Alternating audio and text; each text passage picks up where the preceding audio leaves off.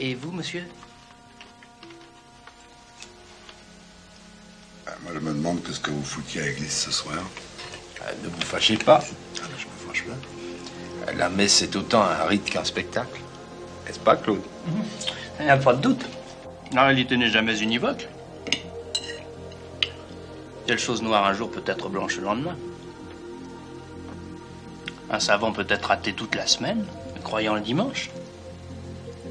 Tenez, prenez Pasteur. Il croyait au miracle, mais il récusait la génération spontanée. Bah, voyez-vous, pour moi, le monde, c'est beaucoup plus simple que ça. D'un côté, il y a des types sympas. Et puis, de l'autre côté, il y a des types franchement antipathiques.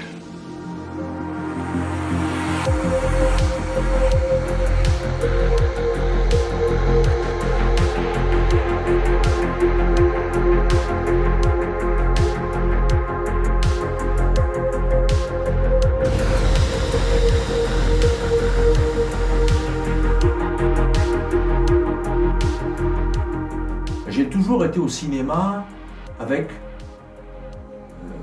l'obsession de tomber sur le miracle. Voilà, c'est un peu la manière dont je le décris. Le miracle au sens du rêve. J'allais pour... c'était une fenêtre sur l'horizon. Et là, c'est devenu finalement, comment dire, une trappe sur le caniveau. Et c'est problématique, c'est parce que le rêve s'est transformé en cauchemar. Donc c'est soit j'en prends acte et je décide de confronter ce phénomène-là, c'est ce que j'essaye de faire, malgré moi, parce qu'on n'est pas nombreux et puis c'est difficile, il n'y a personne qui... La structure est actuellement faite à ce stade de notre époque pour finalement museler ou faire taire les gens qui pensent, on va dire, différemment. Et je m'en rends compte que finalement, effectivement, énormément de personnes me disent « mais ça, on ne peut pas le dire, ça, on ne peut pas le faire, ça, on ne peut pas l'écrire ». Ça démontre bien qu'on est dans une époque qui n'est absolument pas libre, qui est complètement conditionnée à une idéologie. Et dès lors que on essaye un petit peu de sortir de l'autoroute, on se fait taper sur les doigts. Et puis bon, les acteurs, malheureusement, c'est aussi ça. Hein. C'est-à-dire qu'on est plus choisi par rapport à son inclinaison idéologique et politique que par son réel talent. Mais c'est triste, mais c'est comme ça. C'est dommage. C'est dommage parce que on peut être absolument... Je pense que ça ne devrait pas être lié. Je pense qu'on peut être une immense crapule et un acteur formidable. Et je pense qu'on peut être aussi quelqu'un d'absolument humainement charmant et bienveillant et actoralement être une brêle.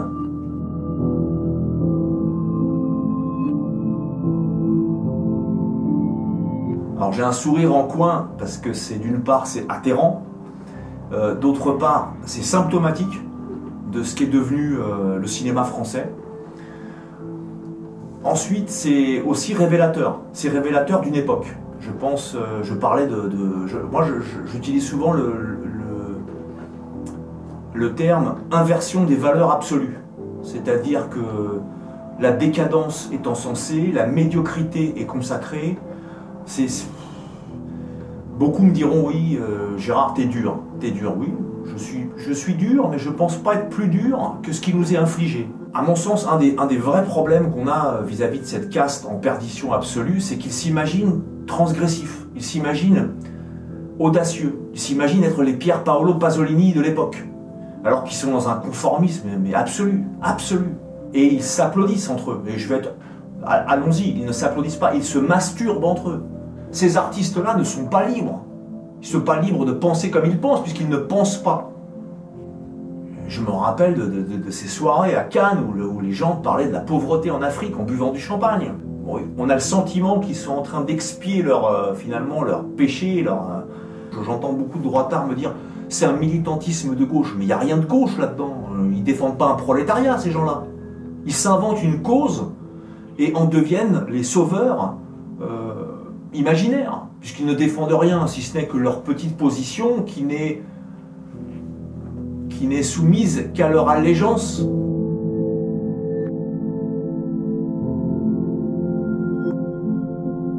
J'ai essayé maintes fois de développer ce qu'était la propagande cinématographique, la propagande publicitaire et la propagande institutionnelle. bon gré mal gré, elles finissent toujours par s'imbriquer, puisqu'on retrouve un petit peu au cinéma ce qu'on retrouve dans les publicités, ce qu'on retrouve dans l'institutionnel. Ce que je définirais comme les publicités, c'est tout ce que vous pouvez voir à travers le matraquage à la télévision, sur les sites internet, dans les rames de métro. Le cinéma, c'est tout ce qui est de l'ordre des films, des fictions, et même des documentaires. Alors d'abord, la propagande, qu'elle soit cinématographique, publicitaire ou institutionnelle, c'est pas quelque chose qui est récent. C'est quelque chose qui existe depuis toujours, depuis que le cinéma existe, depuis que l'institution existe et depuis que la publicité existe. Elle a une fonction, elle sert des intérêts et surtout, il s'agit pour nous, je pense que quand on est un esprit un peu curieux, éclairé ou critique surtout, il s'agit de voir qui détient les leviers. La propagande a pour fonction d'influencer l'opinion publique sur différents sujets et ça marche, c'est pour ça qu'on l'utilise. Je regarde sur Netflix, on me demande mes choix. Alors ça m'amuse parce que je m'amuse tout seul avec Netflix. Une plateforme de propagande. Netflix est une plateforme de propagande pour tout ce qui est de l'ordre pro-LGTB, pro-migrants, pro-diversité, pro-couple homme noir, femme blanche. Alors moi je m'amuse et je demande à Netflix d'avoir des films avec uniquement des hommes hétéros, blancs, catholiques, français. Et la plateforme, elle bug, elle chauffe, elle marche plus. Mais parce que ça c'est le mal absolu en fait, c'est exactement ce qu'il faut, il faut éradiquer ça. Donc normalement si on n'est pas con et qu'on joue avec ces sujets-là, on se rend vite compte de ce qui est promu et ce qui est vilipendé. Ah, c'est d'irriter, il faut absolument aller les gratter là où ils veulent surtout pas être inquiétés. En France, avec toute la propagande LGTB, gay ou je ne sais quoi, des hétéros, il n'y en a plus beaucoup. Ou du moins, si vous êtes hétéro, c'est très très difficile de le dire. Hein. C'est là qu'on se rend compte où est la transgression et où est le conformisme. Si je dis je suis fier d'être hétéro, vous allez voir que, oh là là, hétéro, c'est déjà un peu de l'homophobie. Si moi, demain, je viens dans un bureau de producteur et je dis je vais faire un film où c'est un homosexuel qui annonce s'être trompé sur sa sexualité et qu'il a fait une erreur de jeunesse et au fond de lui il veut rentrer dans un schéma beaucoup plus conventionnel dans son état d'esprit, hétérosexuel, marié, avoir une famille et des enfants. Vous pensez qu'un sujet comme ça va passer sur Netflix? Ah non, non, non. Sur Netflix, il faut montrer que l'hétérosexuel s'est trompé sur sa sexualité, qu'en fait on n'est pas du tout binaire et qu'il va prendre des hormones, lui, son fils, et puis peut-être qu'ils épouseront un chien et ils formeront une famille transhumaniste. Voilà, quelque chose de cet acabit. Et puis vous mettez un migrant, un LGTB au milieu, vous touillez, et puis vous avez Netflix. On est loin des films on est loin des Marcel Pagnol, là.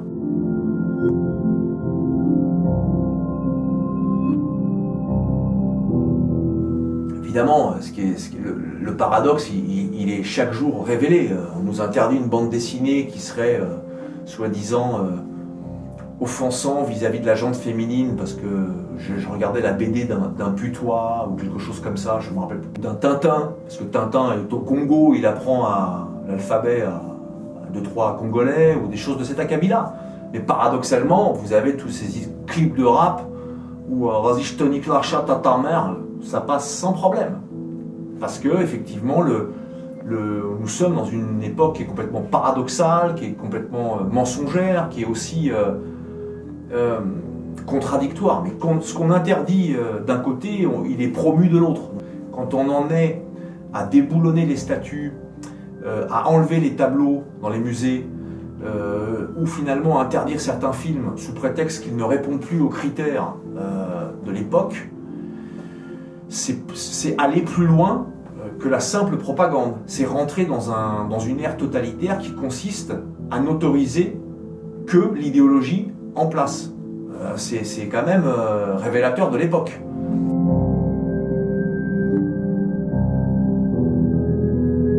C'est marrant qu'on me dise ça, mais Moi qui ai vécu aux États-Unis, je vois absolument le chemin que nous prenons, qui est un chemin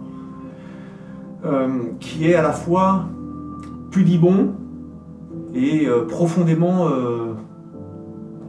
on va dire, sexualisé. C'est-à-dire que les deux vont ensemble. Mais c'est pas de manière subtile, hein. C'est vraiment, on attrape l'homme par les couilles, disons-le. On l'excite un maximum pour qu'il soit attrapé, parce qu'effectivement c'est une stimulation qu'on ressent et qu'on reçoit. Mais au moment où on a besoin, si vous voulez, d'exercer la pulsion, on dit ah, attention, stop, attention, attention, c'est du harcèlement, attention, c'est du viol, attention, c'est compliqué, hein. C'est compliqué parce qu'on est là, en gros, et là je vais être vulgaire, mais bon, pas plus vulgaire que ce qu'on entend tous les jours, c'est que on veut nous provoquer une érection maximale et au moment où on sent l'orgasme venir, on dit non, stop, stop, vous allez trop loin. Bah, c'est douloureux d'être un homme, de ce point de vue-là, c'est assez compliqué, c'est schizophrène même. Mais je reprends énormément le discours des féministes. Les féministes, elles vont vous mettre des pancartes « baise-moi plutôt que le climat ». Alors si je la prends au mot, je dis bah je suis là, j'en ai rien à foutre du climat, par contre j'aimerais bien te baiser là.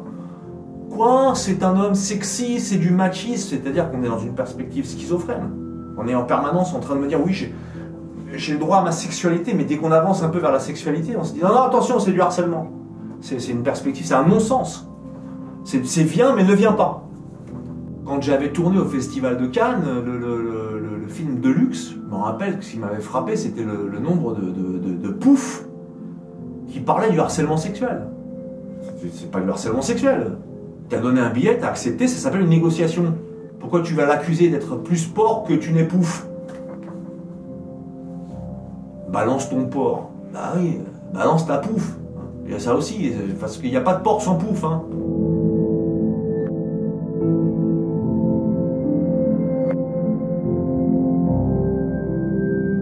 C'est des produits un petit peu, c'est comme les voitures, on fait en sorte qu'elles soient toutes différentes, mais pourtant elles ont tous le même moule, elles se ressemblent toutes. Bon,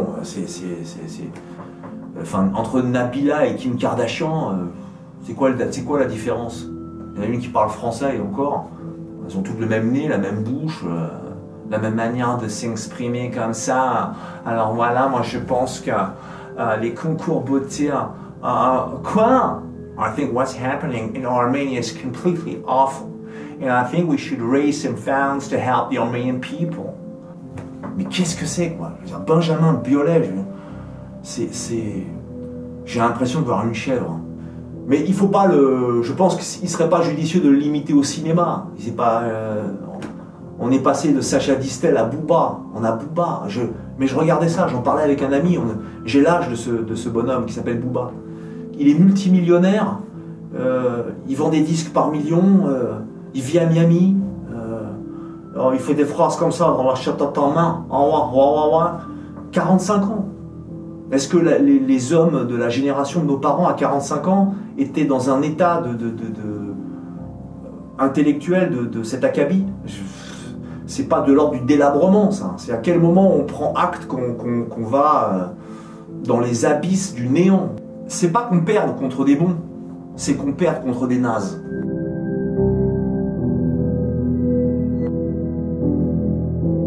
Ah non, mais je pense qu'il faut revoir des films de Bertrand Tavernier, je pense qu'il faut revoir les films de Costa Gavras, notamment sur les questions de propagande. Et puis sur les questions de décadence, moi je pense beaucoup à Pasolini. Pour ceux qui ont vu le film de Pier Paolo Pasolini, il y a 3 cycles. Il y a le cycle du sexe, décadent, et puis il y a le cycle ensuite de la merde. Je pense qu'hier on est arrivé à la merde, et ça finit dans le sang. Voilà, et ça finira dans le sang. Et puis, malheureusement, toutes celles qu'on aime, ou toutes celles que finalement on essaye de défendre, qui commencent à être un petit peu âgées, ou qui ont déjà combattu. Moi je peux pas, j'allais dire... quand je vois comment on traite Catherine Deneuve aujourd'hui, je me dis, c'est incroyable. Quand je vois comment on traite Fanny Ardant aujourd'hui, je me dis, c'est incroyable.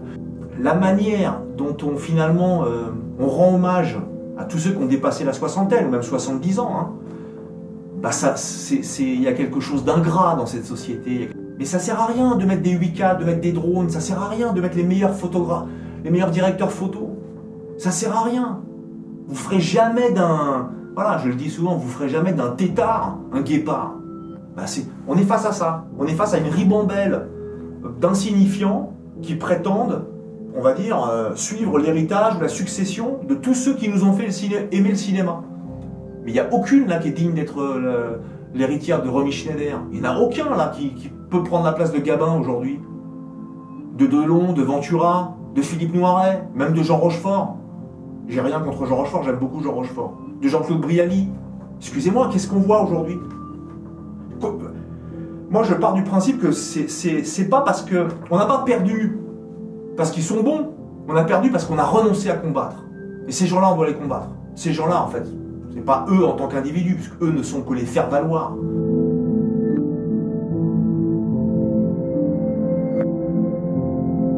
C'est nous qui avons laissé cette caste de pseudo-producteurs, pseudo-acteurs, pseudo-réalisateurs nous insulter, nous mépriser, nous cracher à la gueule. On me dit, Gérard, t'as vu ce qui s'est passé? Mais attends, ce qui s'est passé, là, vous prenez pour exemple les Césars d'hier, c'est dans la plus logique continuité de ce qui nous arrive, allez, depuis 10 ans, au bas mot 10 ans, pour ne pas dire plus. On a un phénomène d'affaissement qui a été enlevé. On parle souvent d'Hanouna, mais Hanouna n'est pas arrivé tout de suite. On a eu Coé, on a eu Arthur. C'est un phénomène qui est long. Pour arriver au caniveau, il faut passer par des étapes. Mais c'est pareil dans le monde du cinéma. C'est pareil. On n'est pas passé de Delon à Omar Sy en un film. Donc, et tout est comme ça. Et quand on voit la cérémonie hier des Césars, bah j'entends, j'ai beaucoup d'amis, beaucoup de proches qui me disent mais ne regardez pas ça, n'alimentez pas ces gens-là, ne leur donnez pas le pouvoir qu'ils n'ont pas, parce que si vous les délaissez et si vous les abandonnez, c'est comme un feu qui va s'éteindre tout seul. Et sauf que malheureusement, on n'a pas cette initiative collective qui consiste à les châtier. Si vous n'êtes pas dans l'évitement, soyez dans la confrontation. Corinne Massiero. Bon, Corinne Massiero, je ne sais pas c'est qui. Je ne vois même pas les films qu'elle a fait, mais peu importe. Je veux dire, n'importe qui aujourd'hui peut faire des films. Si Kev Adams peut faire des films, pourquoi pas elle? Jusque-là, si vous voulez, c'est encore une fois, tout est dans la continuité. Je trouve une certaine logique à tout ça.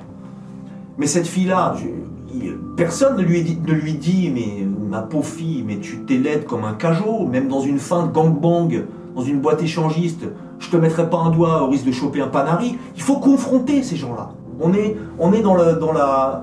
face à ces gens-là et on n'ose pas. On se dit s'ils sont là, c'est peut-être qu'ils le méritent. Si finalement elle fait ça, c'est peut-être qu'il y a une performance artistique que je n'ai pas réussi à déceler. Non. Moi je pense que l'esprit français, normalement, Gabin se serait levé, il se serait barré. Ventura, il serait monté sur scène, il l'aurait baffé. Alors, vous allez tomber dans la violence. C'est pas violent ce que vous avez vu hier. C'est pas dégradant ce que vous avez. Pourquoi vous infligez ça? Ne vous l'infligez pas. L'autre Marina Foïs qui pète, vous payez, parce que ça c'est subventionné par l'État. Faut aussi comprendre ça. Vous subventionnez la fausse blonde qui pète. Confrontez ces gens-là. En tant qu'esprit français, on est perdu.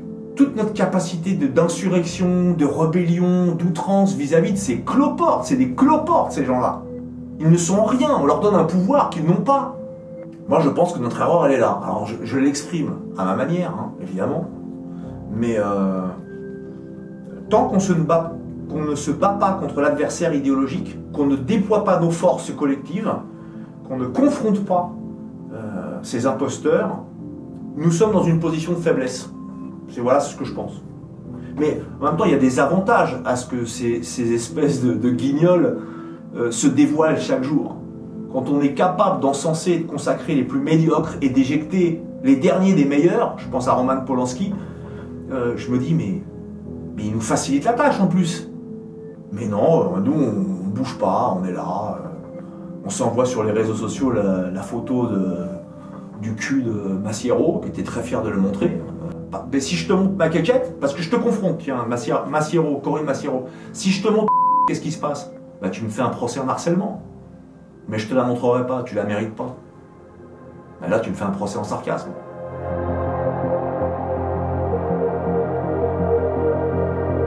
Honnêtement, je ne pense pas qu'on puisse répondre à la mauvaise foi par la bonne foi, à la vulgarité par la subtilité et à la force par la tolérance. Non, je suis plutôt de cette école de pensée qui préconise de répondre avec une très mauvaise foi à ceux qui sont de mauvaise foi, avec une vulgarité excessive à ceux qui sont vulgaires, et avec une force magistrale à ceux qui s'autorisent une force détestable.